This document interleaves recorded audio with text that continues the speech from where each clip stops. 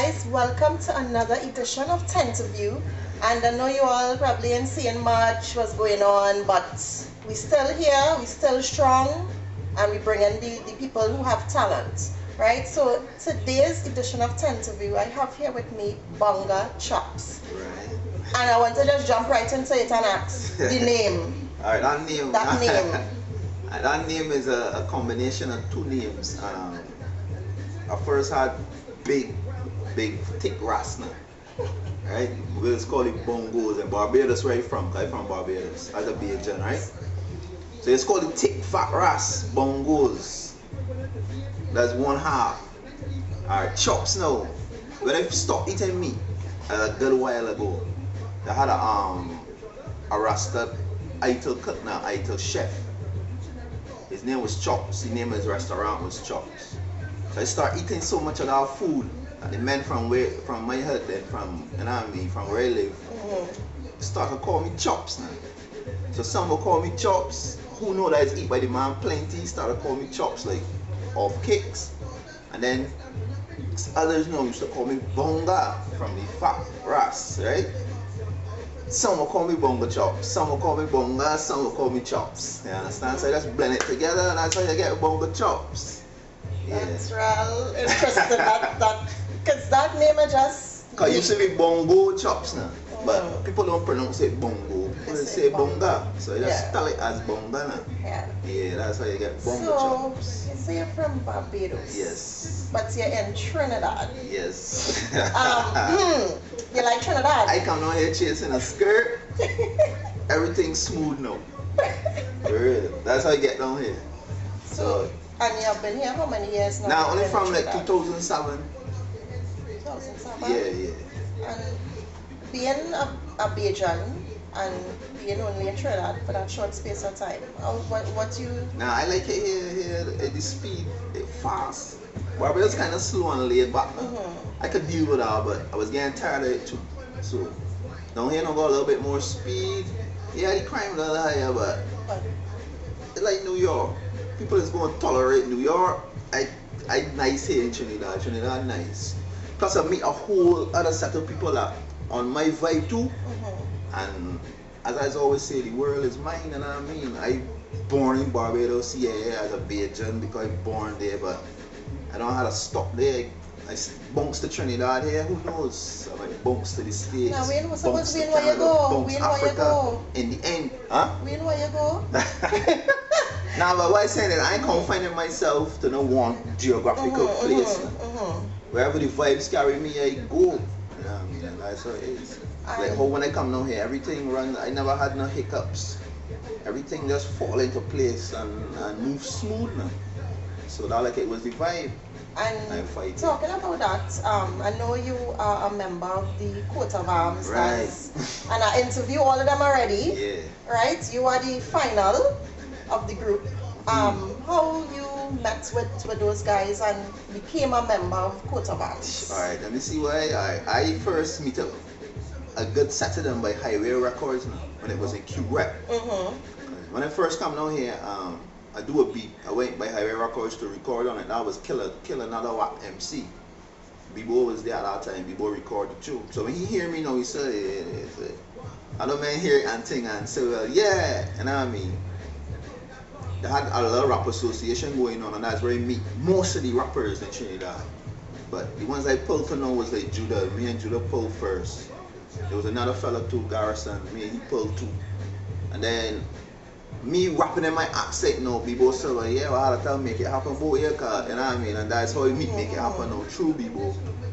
And it just trickled down from there. That's how we meet Frost Blaze. That's how we meet St. Anne's. Well, actually, the face now, because the face is who really catapult me into the rap atmosphere in Trinidad and Tobago, so big up the face. He put me on a track near Renegade, which was his track, but it was featuring Frost, Blaze, St. Anne's and myself. Right, so when I do that now, people hear the style and thing, and then that's how I meet St. Anne's, because I hear St. Anne's before I meet him now. Right, so then I meet St. Anne's and I meet Frost Blaze from the same association and the face.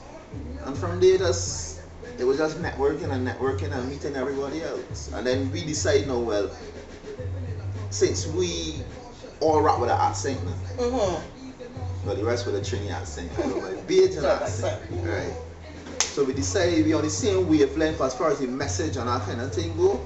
So we said that we will bring it together as a clique, because as you know, each of us individually got stuff going on. Right. Right. So we said we will combine all that together and just like become a force then. Start to push, you know what I mean? Push out this bullshit. For real. So, the genre of music that, well, you rap, right? And the messages that you all send out as a group. When you first came to Trinidad, or since before that, because you would have been rapping from before, was that your particular that was message that was you positive, always wanted to send out? positive upliftment of especially people of African descent. You understand? Because and I ain't racist neither. That's got racial pride. You understand? There's a difference. You want to see my race step up, because right now we're to the bottom. So you can't leave. We can't stop there. You know what I mean? So you have to, and the way how the world set up, you realize people of African descent, I ain't saying Negro because I hate that word. People of African descent, the system designed to keep we in a certain box now. People just get vexed when you say that. Because they be saying, oh, you won't blame the system, you won't blame this, but we facing facts now, we didn't know facts. The system designed to keep we at the bottom. We had to know ourselves and we had to get knowledge of important things, relevant things. I ain't just saying knowledge of everything and bullshit knowledge now. Relevant knowledge to the situation today. So we could help, each man had to get knowledge that he could help build to raise the race. You know what I mean? And when I say raise the race, I mean economically, emotionally, socially, everything.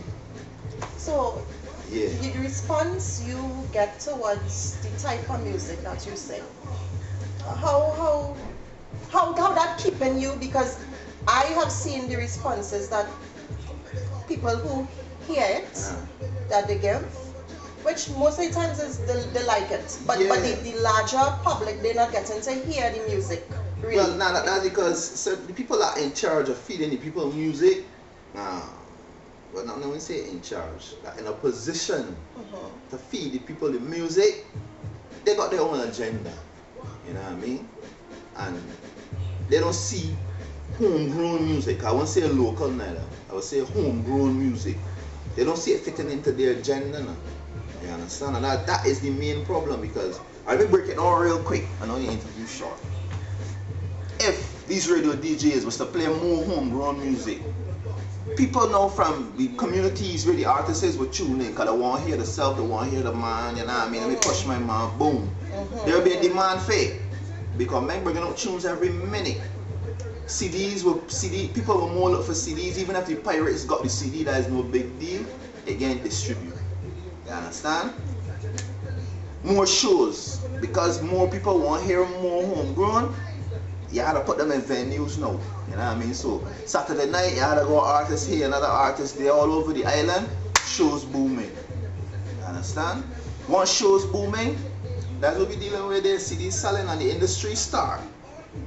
If the government really want to make money, they will stop off with this bullshit colonial thing with cane and cotton and tourism and tape, and they will build some studios in the island, and they will employ proper producers, proper engineers, and get cracking. One studio deal with rock, one studio deal with rap, one studio deal with reggae, another studio deal with calypso, and you got scouts. You searching for the talent. If you're good, you come your voice, you get put on a CD, you get shit here, you get shit there. Let government deal with distribution, everything. If they want to make money, and they employ most of the youth out there now too, because everybody can sing, everybody can rap, everybody is a musician. You understand? So it's a business thing if you check it deep, but they don't check it deep, and that's the problem. I want to get into more in that, but gosh, the interview will end up being real long. Yeah. Right? But you have any upcoming projects? Yeah, well, I'm not dropping on albums. I will be on the Quote of Armz album. That coming later in the year. We plan to drop a lot of singles and videos, and I'm doing the same thing personally. I'm not dropping on album because people nowadays, like, they don't got time to listen to no album.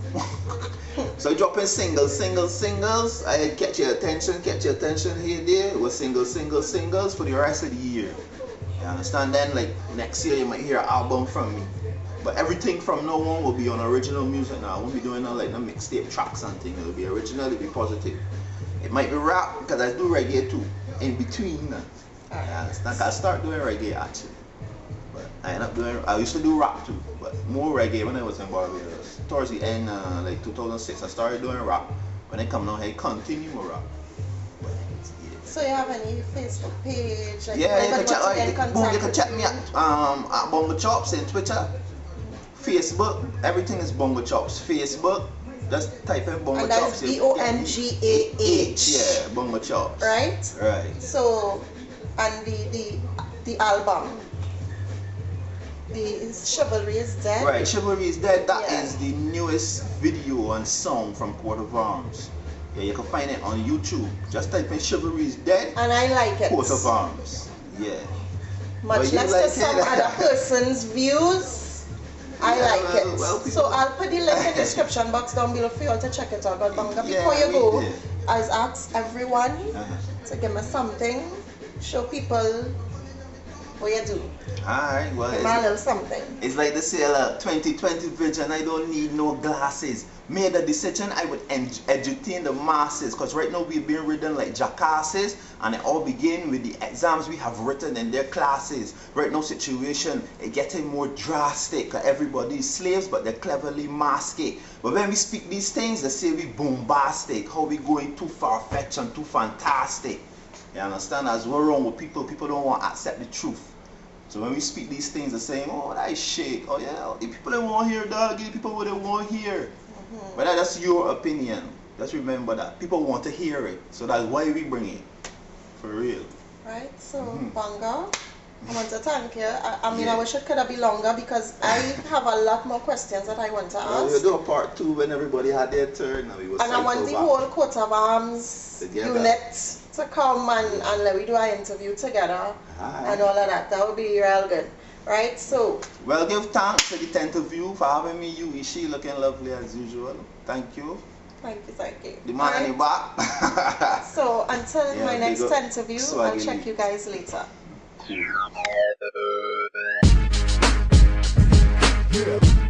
Yo! Bongah Chops. Yo, you hear the name? Bongah Chops. You wanna hear it again? Bongah Chops. Sound like a funny name, but Bongah Chops. It's here to remember.